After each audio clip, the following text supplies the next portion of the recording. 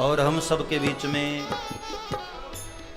हम लोगों को दर्शन देने, आशीर्वाद देने पूज्यपाद श्री रितेश्वर जी महाराज, एक बार जोरदार तालियों से अभिनंदन।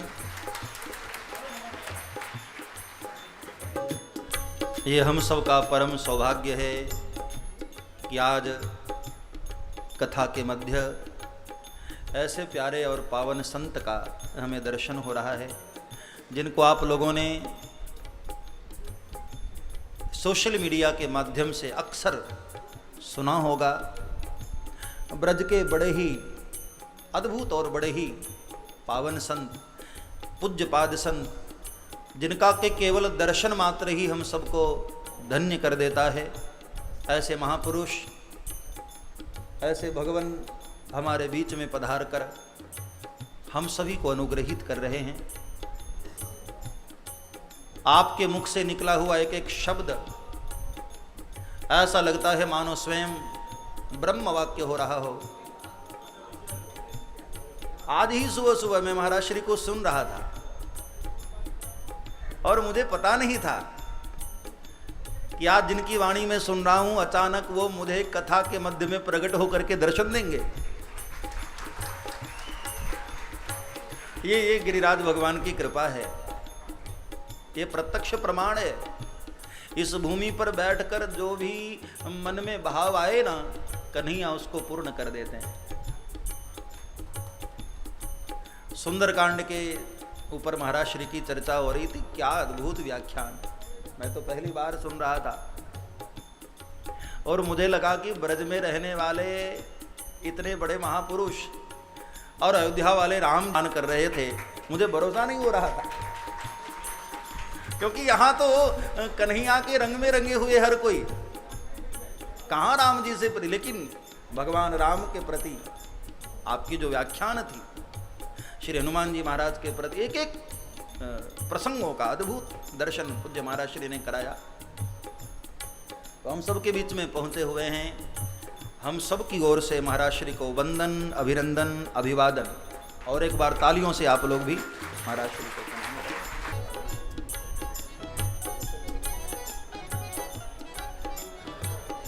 ऐसे महापुरुषों का एक एक क्षण बहुत कीमती होता है। तो महाराज श्री का मैं ज़्यादा समय नहीं लूँगा, जितनी देर महाराज श्री को, भाई संतों की तो मस्ती होती है, मस्ती आई तो मना भी कर सकते थे और जा भी सकते हैं, लेकिन महाराज श्री ने कृपा करके हम सबको अनुग्रह किया है। तो मैं महाराज श्री के लिए निवेदन करूंगा कि आ ही गए हैं तो हम सब को भी अपनी वाणी का प्रसाद थोड़ी देर के लिए दे दें, और उसके बाद महाराज श्री की इच्छा है जितनी देर बैठना हो, जितनी देर महाराज श्री अपनी आनंदवश बैठना चाहें, महाराज श्री की मर्जी है। बाकी हम लोग आ गए हैं तो भाई मनुष्य तो स्वार्थी होता ही है ना, तो अपना स्वार्थ रहता है कि भाई उनकी वाणी का भी प्रसाद हम लोगों को मिल जाए। आपके साथ साथ मैं भी उस प्रसाद को ग्रहण कर लूंगा। कृष्णाय वासुदेवाय हरये परमात्मने प्रणतक्लेशनाशाय गोविंदाय नमो नमः। चलो सखी वहाँ चलें जहाँ बसत ब्रजराज, गोरस बेचत हरि मिले, एक पंथ दुई काज। भगवान श्री गिरिराज जी की अहेतु की कृपा, आप सब गिरिराज जी की तलहटी में बैठकर देश के ख्याति प्राप्त बहुत ही अद्भुत, सबके प्रिय लाडले संत श्रद्धेय श्री चिन्मयानंद जी बापू के मुखाम्भोज से प्रवाहित हो रही राम कथा भागीरथी की धारा का आस्वादन कर रहे हैं। भगवान की बहुत कृपा है कि दास को भी सौभाग्य मिला गिरिराज जी को प्रणाम करने का, और गिरिराज जी में चल रहे राम कथा मंदाकिनी में क्षण भर के लिए भी लाभ हमें मिला, इसके लिए हमारे इष्ट की हमारे ऊपर कृपा और गुरु की कृपा। मुझे पूर्ण विश्वास है कि आप सब राम कथा के माध्यम से जीवन को आनंदित और सुंदर बनाने के सारे सूत्रों को सीख रहे होंगे। कथा श्रवण कोई विधि नहीं है, कथा एक परम निधि है। अगर ठीक से, जैसा संतों ने कहा, शास्त्रों ने कहा, सावधानतयाम शृणुम, चाहे भगवान शंकर पार्वती को कहें या कोई भी वक्ता, काकभूषुंडी, गरुड़, जितने भी वक्ता हैं, जो भी कथा चल रही हो, श्रीमद् भागवत की चल रही हो, रामचरित की चल रही हो, शिव महापुराण चल रहा हो, सब जगह एक ही आशा रखी गई है श्रोताओं से, सावधानतयाम शृणु। भैया सुनना हो तो सावधानी से सुनना, तो काम बनेगा, और नहीं तो आयोजन और अनुष्ठान जैसा ही रह जाएगा जीवन। मुझे पक्का विश्वास है कि श्रद्धेय बापूजी के माध्यम से जिस कथा का यहाँ पर प्रवाह हो रहा है, वो इतना सहज और सरल भाषा में होता है कि प्रत्येक मनुष्य, चाहे वो एकेडमिक क्वालिफिकेशन लिया हुआ हो या न हो, वो सहजता से उस बात को समझता है। वैसे भक्ति के पथ में एकेडमी का कोई महत्व नहीं है, 2 कौड़ी का है, वो भी मैकॉले की शिक्षा, जिसने हमें बर्बाद ही किया है। कम रहे तो ज्यादा अच्छा है। अपनी संस्कृति, अपना सनातन धर्म, इसकी शिक्षा ज्यादा हो। भगवान राम की कथा चल रही है और भगवान राम के बालपन का सबसे प्यारा वो चौपाई, वो दोहा आपने जरूर सुना होगा, प्रात काल उठ के रघुनाथा, माँ तो पिता गुरु ना वही माथा। अब आप सब जितने बैठे हैं सुने तो हैं, पर मैया बाबा तो आप हैं। अपने अपने हृदय पे हाथ रख लेना कि आपके राम जी प्रातः उठ के किसके किसके माता पिता और गुरु को प्रणाम करते हैं, वो भी भूमि पे मस्तक डालकर। ये तो आप स्वयं समझ लेना, हम क्या पूछें आपसे। अगर नहीं करते तो राम कथा आपके जीवन में अभी तक प्रभावी नहीं है। आपकी ही संतानें आपको प्रणाम नहीं करती, आपके ही बच्चे आपको, आपके पति को, गुरु को प्रणाम नहीं करते प्रातः उठकर। और हम तो कभी कभी मस्ती में कहा करते हैं कि तब था प्रातः काल उठ के रघुनाथा, मातु पिता गुरु ना वही माथा, और अब है प्रातः काल उठ के अनाथा, मोबाइल में मार ही माथा। अब मोबाइल ही में माथा मार रहा है, प्रातः हुआ नहीं कि मोबाइल में माथा मार रहे हैं। अब बताओ, राम कथा, भगवान राम उस कथा के नायक हैं, और वो नायक प्रातः उठकर अपने माता पिता और गुरु को मस्तक झुकाकर प्रणाम करते हैं। हम कथा सुन रहे हैं, बापूजी की कथा तब सफल हो जाए जब यहां कम से कम इन 9 दिनों में जितने लोग कथा का श्रवण कर रहे हैं, उनके घर में उनके बालक प्रातः उठकर प्रभु और ईश्वर को प्रणाम करना शुरू कर दे, तो यह कथा सफल हो जाएगी, बहुत बड़ी बात हो जाएगी। बालकांड तो आ ही जाएगा तुम्हारे जीवन में कम से कम। पहले बालकांड घट जाए, फिर बाद का कांड देखते हैं एक कई बार में उत्तरकांड में कैसे पहुंच जाए। एक एक करके अगर जीवन में ये बातें आने लगी। दूसरी एक छोटी सी प्रसंग है, भगवान राम वहीं रहते हैं और जाते कहां हैं? बोला, गुरुगृह पढ़न गयो रघुराई, अल्पकाल विद्या सब पाई। मम्मी पापा ने ट्यूशन लगाई, बची बचाई बुद्धि भी भ्रष्ट हो गई, खत्म हो गई। गुरुजी आके पढ़ा रहे हैं घर पे, और राम जी गुरुजी के घर पे जा रहे हैं पढ़ने के लिए। अल्पकाल विद्या सब पाई। अब ये ट्यूशन टीचर और प्रीचर, इनके प्रति वो श्रद्धा आपकी कभी नहीं होगी। क्योंकि आपने खरीद लिया है। ट्यूशन टीचरों के साथ कैसा व्यवहार होता है वो तो आप लोग घर में देखते हैं कि मार साहब हाँ कल मत आइएगा। हाँ क्यों? बोला साले साहब की शादी है। जी अच्छा ठीक है ठीक है। साला की शादी है, कल मत आइयो, कोई बात नहीं। मार साहब 3 दिन नहीं आए वेतन कट जाएगा। नहीं नहीं नहीं, मां बीमार हो गई थी। कहीं कोई संबंध रह गया गुरु शिष्य का? एक कर्मचारी का, एक नौकर का, जैसे एक नौकर के साथ बर्ताव है, वही व्यक्ति आकर के आपके बच्चों को शिक्षा दे रहा है। आप कितना श्रद्धावान होगा वो? माता पिता की कितनी श्रद्धा करेगा, इस राष्ट्र की कितनी श्रद्धा करेगा, इस संस्कृति की, भगवान की कितनी श्रद्धा करेगा, गुरु की नहीं कर सकता। क्योंकि उसने देखा है बाप बड़ा ना भैया, सबसे बड़ा रुपया ताता थैया। इस दुनिया का एक ही नियम है, कोई बड़ा नहीं है, पैसे से सब काम होता है। और वो भी वही शिक्षा लेके बड़ा हो रहा है। तो ये 2 नियमों का उल्लंघन तो कर ही रहे हो आप सब, हम सब। पहला तो ये प्रातःकाल उठ के वो हो नहीं रहा है, गुरु गृह गए वो हो नहीं रहा है। अब आ जाओ, राम जी बड़े हो गए, राम जी के घर में ही मंथरा मौजूद है। कभी कभी लोग पूछते हैं बापू कि आप संत हैं, आपके आसपास में गड़बड़ लोग कैसे हैं? हमको आप पे भी शंका हो जाती है।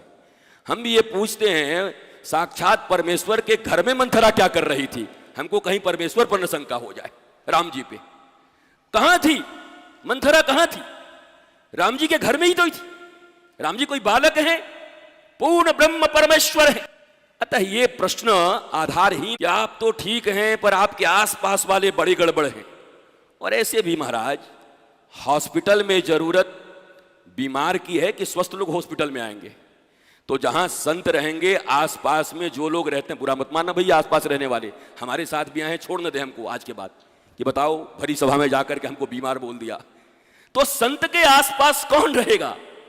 या तो जिसके जीवन में और सबके जीवन में कुछ न कुछ खामी है, उन खामियों से उपरत होकर इस जीवनानंद को हम उपलब्ध हो सकें, इसके लिए संत शरण हम ग्रहण करते हैं। तो आसपास में कौन है इससे कोई मतलब मत रखिए। गुलाब का एक फूल वो खिलता है, कांटे 1000 होते हैं, पर आपको जानकर आश्चर्य होगा कि उसको कांटे का पौधा नहीं कहा जाता, गुलाब का पौधा कहा जाता है। हजारों कांटों के बीच बापू चमक रहे हैं फूल की तरह। उनकी वाणी की तरफ ध्यान रखिए। राम कथा रस जो प्रवाहित कर रहे हैं, उस कथा का रसपान करके अपने अपने परिवार और अपने जीवन। कई माता जिन्होंने राम जी को अपना दुग्धपान कराया, स्तनपान कराया बचपन में, वही माता, अब तात्विक दृष्टि से मुझे जवाब मत देना, तत्व मैं भी जानता हूं, तत्व और लीला का मिश्रण मत किया करो। ये वृंदावन है, गिरिराज है, तत्व अलग है, लीला अलग है। लीला दर्शन का अधिकार उन्हीं को है जो तत्व को समझ चुके हैं। अन्यथा हमारे जैसे लोग अगर लीला दर्शन करने जाएं तो उनके भगवान के चीर हरण में भी दोष नजर आता है। और भारत का इससे बड़ा दुर्भाग्य क्या होगा कि भारत के गलियों और मोहल्लों में कोई शर्मा जी के बेटे और बेटी कहीं भाग जाएं तो लोग कहते हैं आजकल रास लीला चल रहा है। अरे जीवात्मा और परमात्मा के मिलन के इस महारास को शरीरों के मिलन का बात कहने वाला ये भारत नहीं हो सकता, ये विदेशी संस्कृति हो सकती है। रोक लगाओ इस पर। महाराज जी आजकल रास लीला चल रही है। भैया रास लीला, डांडिया 2 डंडे उठाए और डंड डंड करने लगे और रास लीला हो गई। रास का अर्थ पता नहीं, संस्कृत पता नहीं, लास्य पता नहीं, रास्य पता नहीं, और रास लीला को पता नहीं। बोले उन दोनों के बीच रास लीला चल रहा है। जिस देश के नौजवान, जिस देश की संस्कृति के वाहक लोग अपने ईश्वर के इस परम लीला के विषय में ऐसी घटिया धारणा रखते हो, उस देश में कितना उत्थान हो सकता है, कितनी प्रगति हो सकती है। और वैसे भी महाराज कह कुछ भी लो, पर जिस देश के अंदर बापू ट्रेन के भीतर टॉयलेट में मग भी जंजीर से बांध के रखा गया हो, कह लो कि महान देश है, पर मुझे जरा शंका होता है कि ट्रेन के अंदर, टॉयलेट के अंदर उस मग को कोई जल्दी छूना भी पसंद नहीं करता, उसको भी जंजीर में बांध के रखा जा रहा है और बड़ी बड़ी बातें की जा रही हैं, मेरा भारत महान। पहले वो तो बचा लो। जिस दिन वो जंजीर से मुक्त हो जाए तो हम भी घोषणा कर देंगे मेरा भारत महान। जब तक जंजीर में वो मग लगा हुआ है तब तक हमको शंका है कि मेरा भारत महान। वो मग चुराने वाले भी भारत में मौजूद हैं लोग। महाराज, कहां नैतिकता है? अरे बातें कहने से नैतिक नहीं बन जाओगे, आपको अपने जीवन में इसको पीना पड़ेगा। माता ने राम को दूध पिलाया, इतना प्रेम करती, पर 1.5 मिनट की संगति हो गई मंथरा और कैकेयी की, और उस 1.5 मिनट की संगति में भगवान का वनवास, पति का स्वर्गवास, और जिस पुत्र के लिए ये सब की वो गड्ढे खोद करके जमीन पे भी नहीं रह पाए, 14 साल तक गड्ढे में निवास करते हैं। ऐसी मंथराओं के चक्कर में पड़कर मेरी माताओं, अपने घर से राम को दूर मत जाने देना, अपने पति को कहीं मत जाने देना, अपना परिवार बिखरने मत देना। ये 1-1.5 मिनट की संगति अजामिलोपाख्यान में भी आती है कि 30 सेकेंड का एक डर्टी सीन देख करके अजामिल जैसा मातृ पितृ और गुरु भक्त कितना बदल जाता है कि वह एक वेश्यागामी बन जाता है।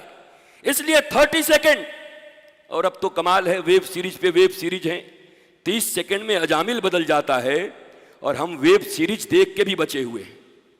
बड़े महान लोग हैं हम लोग, बचे बचे कुछ नहीं है, सब ऊपर से चल रहा है। तो दूसरी तीसरी शिक्षा यह हुई कि हम मंथराओं से थोड़ा सावधान रहें। और मैं सब जगह कहता हूं, अच्छा मंथरा कहने से माता को मत समझ लेना, मंथरा बुद्धि है, तुम भी मंथारा हो। वो जो उस साइड बैठे हुए हो ना, वो उधर देख रहे हैं कि साहब ये मंथरा, तुम भी मंथारा हो। बुद्धि जिसकी, युधाजीत, शकुनी, ये सब कौन लोग हैं जिसकी बुद्धि मंथर हो गई हो, जिसकी बुद्धि ज्ञान की दिशा में, ईश्वर की दिशा में, आनंद की दिशा में, प्रेम करुणा की दिशा में न चलती हो, वह बुद्धि मंथर है, वही मंथरा है। अब आगे बढ़ जाओ, चूंकि रामचरितमानस की कथा हो रही है, हमको जानकर बड़ा आह्लाद हुआ कि ये महाराज अगर हमको नहीं बताते आते आते तक, तो हमको बता के रखे थे श्रीमद् भागवत की कथा हो रही थी। यहां आके बताया महाराज जी राम की कथा हो रही है, कि तुम्हारे ऐसा आदमी रहे तो हमको तो मरवा दे कहीं ले जाके। महाराज बताओ, तुम राम कथा को भागवत कथा बता के ले जा रहे हो तो हमारा क्या होगा? तो भगवान राम के इस रामचरितमानस में एक प्रसंग और देख लेने की जरूरत है। हनुमान जी के ऊपर सुंदर कांड तो बहुत दिव्य है। हमारे पास चूंकि वक्ता श्रद्धेय महाराज जी हैं, पूज्य महाराज जी हैं, और वक्ता के मुख से सुनना ही सब कुछ अच्छा होता है। उद्धव और विदुर की मुलाकात हुई। विदुर ने कहा कि तुम मुझे सब सुना दो भागवत धर्म। उद्धव ने कहा जानता तो मैं हूं, पर सुनाऊंगा मैं नहीं, क्योंकि परंपरागत तरीके से इस समय सुनाने का अधिकार भगवान ने मैत्रेय को दिया है।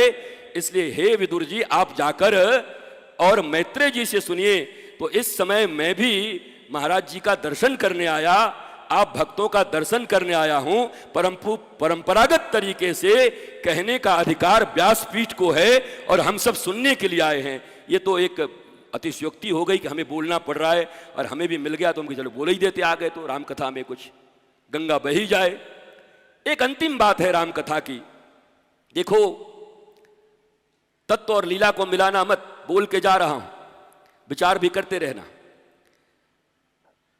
जानकी जी के हरण का प्रसंग है। सीता जी होता है, कब अशांत होता है? जब परमात्मा सामने मौजूद हो, पर दृष्टि सोने में लगी हो, धन में लगा हो। भगवान राम मौजूद हैं, परंतु माता का मन सोने के मृग की तरफ चला गया। अब अभी सीता जी के रूप में मत सोचना। शांति कब हरण होती है, यह रामचरितमानस और रामलीला हमें यही सिखाती है। ये जितने भी धर्म ग्रंथ लिखे गए हैं, इनमें कमी बेसी निकालने की जरूरत नहीं है, क्योंकि इसके प्रोड्यूसर भी, राइटर भी, डायरेक्टर भी, नायक भी सब राम हैं, सब कृष्ण हैं। रावण कौन है? उनका द्वारपाल है। भगवान राम लीला करने के लिए आ रहे हैं, बोले भैया एक खलनायक का रोल है, तुम करोगे क्या? बोला हाँ, अमरीश पुरी का रोल मुझे दोगे? बोला हाँ तुम कर लो। तो अपने महाराज द्वारपाल को रावण बना दिया। अब इसमें ज्ञान देने की क्या जरूरत है? महाराज जी ऐसे रावण, ऐसे राम, ऐसे। अरे भगवान ने उस लीला को बनाया, इसलिए बनाया कि तुम उसमें खामी मत ढूंढो, बल्कि उस राम लीला और कृष्ण लीला को देखकर और सुनकर अपने जीवन की खामियों को निकलकर आनंदित, प्रसन्न और जीवन को आह्लादपूर्ण बना लो। इसके लिए लीलाएं बनाई गई हैं। लीला में नुक्ताचीनी नहीं करना है। ये ऐसे कैसे हो गया, सीता जी का अग्नि परीक्षा कैसे हो गया, राम जी को भी देना चाहिए था। ये सब मूर्ख लोग हैं महाराज, मूर्खों की ये सारी लीलाएं, सारी उसको इंप्लीमेंट करके हमारा शास्त्र किसी का ग्लोरिफिकेशन नहीं करता। एक तरफ विश्वामित्र राम के गुरु हैं, तो दूसरी तरफ यही विश्वामित्र मेनका के साथ फिसल गए। Who is Menaka? अगर आज के मीडिया के जगत में मेनका की बात की जाती तो हॉलीवुड या बॉलीवुड की कोई अभिनेत्री होती, कोई नायिका होती, एंजेलिना जॉली होती। वो आई और आने के बाद विश्वामित्र जी फिसल गए। विश्वामित्र के फिसलने के बाद क्या हुआ? शकुंतला नाम की पुत्री को जन्म दिया। शकुंतला का विवाह दुष्यंत से हुआ। शकुंतला और दुष्यंत के पुत्र भरत हुए और उन्हीं भरत के नाम से इस देश का नाम भारत पड़ गया। तो बताओ, मामला तो बहुत अच्छा नहीं लगता। भगवान मर्यादा पुरुषोत्तम है। अरे कम से कम मर्यादित गुरु तो चुन लेते हैं। जिनके ऊपर लाल दाग लगा है उनको गुरु क्यों बना लिया? क्या मर्यादित लोगों की कमी थी ऋषियों में? पर भगवान राम ने विश्वामित्र को गुरु बनाया।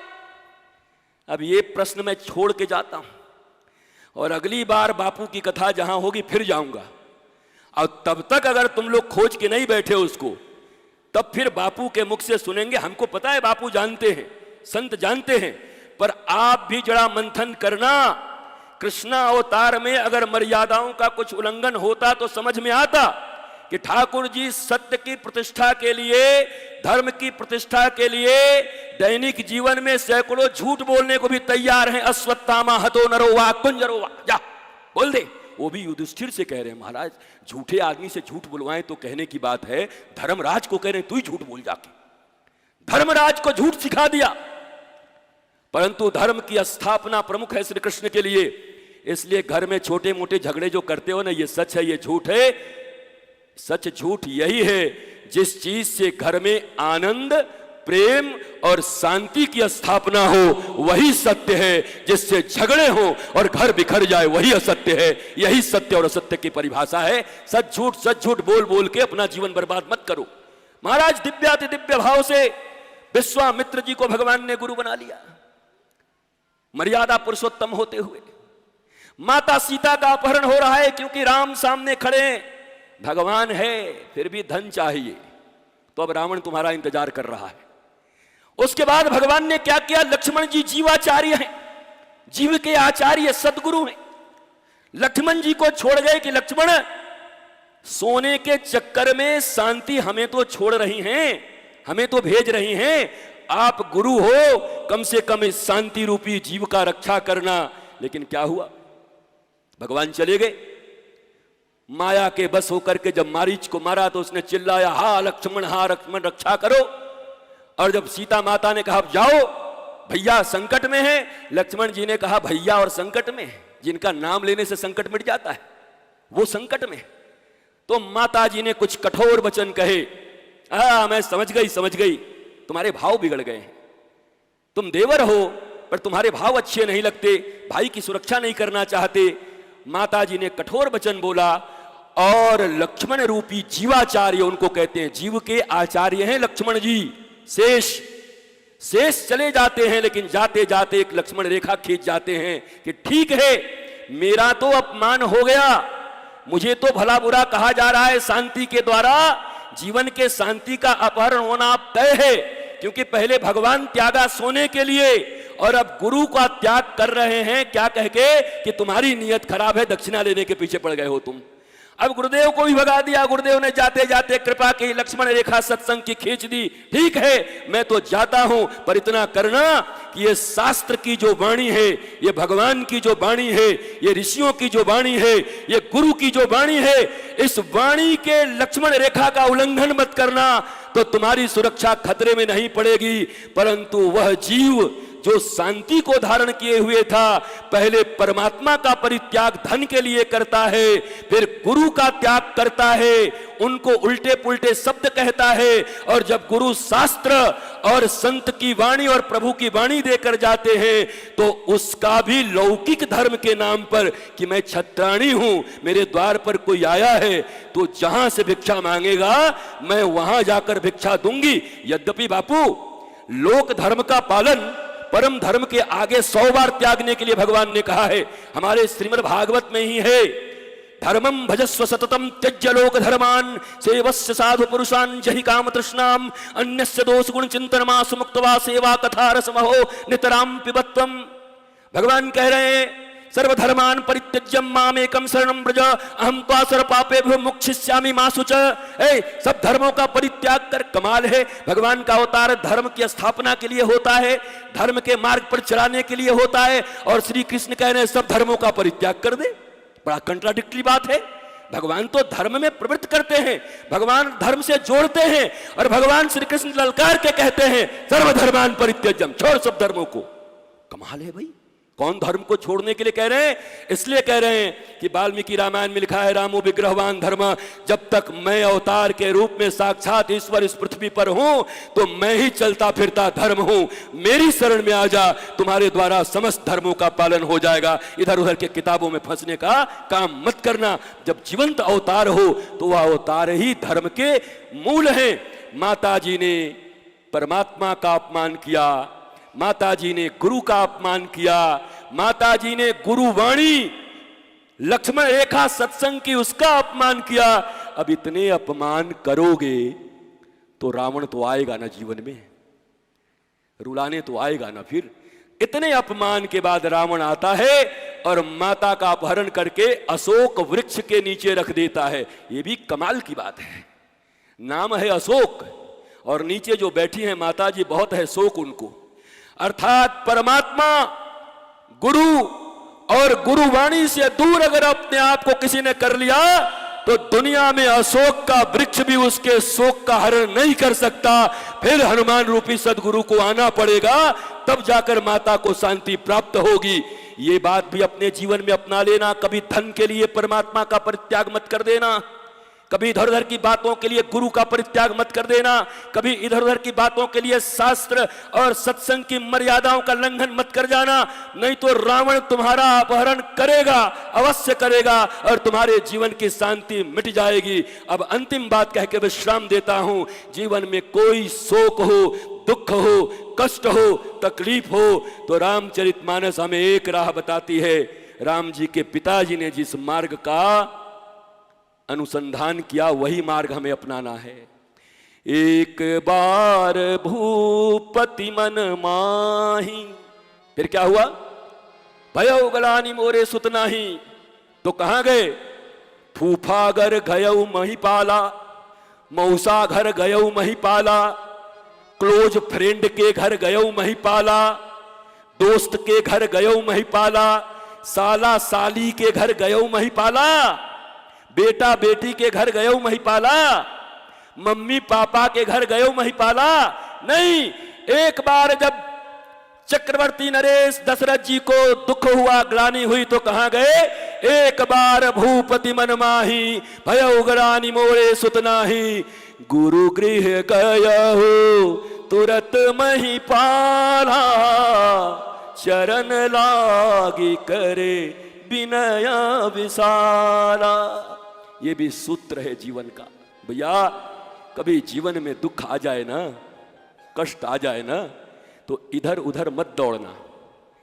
राम जी के पिताजी ने जो मार्ग दिखाया है कि जीवन में ग्लानि हो गई, दुख हो गया, तो एक द्वार सदा खुला है। कौन?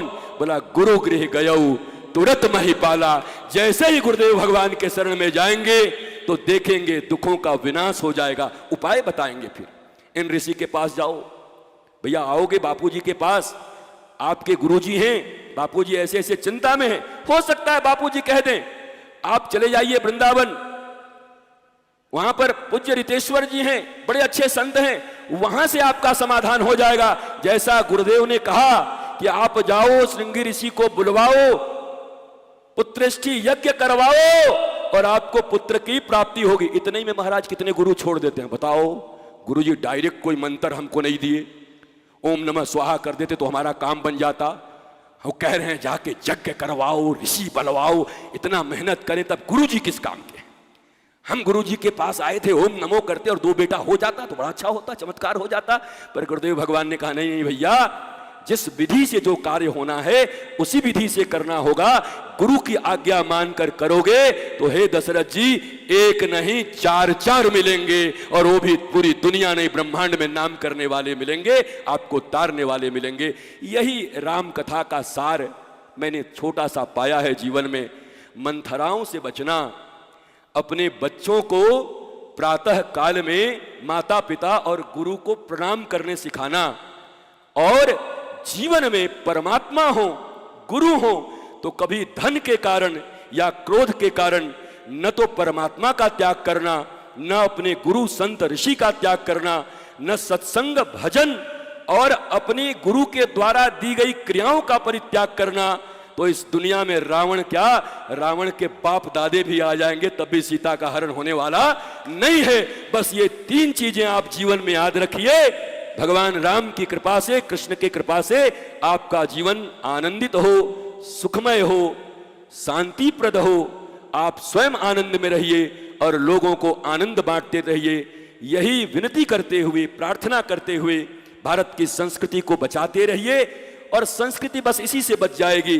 तुम्हारा बच्चा मोबाइल में माथा मारना छोड़ करके माता और पिता के पैर में और गुरुजी के पैर में माथा मारना शुरू कर दे तो सनातन संस्कृति की रक्षा घर में बैठे बिठाए हो जाएगी महाराज, एक छोटे से काम से हो जाएगी। बहुत बहुत प्रणाम करता हूं आप सबको। हम जब एकदम ऑक्सीजन मास्क पे थे और मृत्यु अपना पूरा पंख फैला दी थी, तो अचानक एक रात्रि को गिरिराज जी के दर्शन की इच्छा हुई, तो हमारे पहलवान जी हमको गिरिराज जी का दर्शन कराए, मास्क लगा के आए थे महाराज। देखो जीवन में मस्ती मत खोना, अंतिम समय भी रहे तो ठाकुर जी के मस्ती में मस्त रहना। हम जानते हैं अंतिम पल है, पर ठाकुर जी तो सब जानते हैं अंतिम है कि अभी शुरुआत है। पर हम सोचे हुए अभी 100 साल जीना है, पर ठाकुर जी को पता है कि अगले ही पल जाना है। इसलिए एक एक पल का सदुपयोग करिए, मस्त रहिए। 10 मिनट के अंदर में तो क ख ग घ भी सिखाना बड़ा मुश्किल है। तुम्हारे छोटे से बच्चे को ABCD और क ख सीखने में 1 साल लग जाते हैं। तो धर्म और आध्यात्म 10 मिनट में नहीं सीखा जाता, ये परंपरा है। उस परंपरा का निर्वाह किया। 2 अच्छी बातें जो मुझे मेरे गुरु ने दी थी आपके बीच प्रस्तुत कर दिया। और ऐसे तेजों में दिव्य संत के माध्यम से आप कथा का श्रवण कर रहे हैं। मुझे पूर्ण विश्वास है कि आप सबों का मंगल होगा, आप सब आनंदित होंगे और आप जले हुए दीपक की तरह फिर बुझे हुए दीपकों को जलाते जाएंगे और एक दिन चारों तरफ प्रकाश होगा। जय जय श्री राधे, जय जय श्री राधे, जय जय श्री राधे। नमः पार्वती पतये, हर हर महादेव।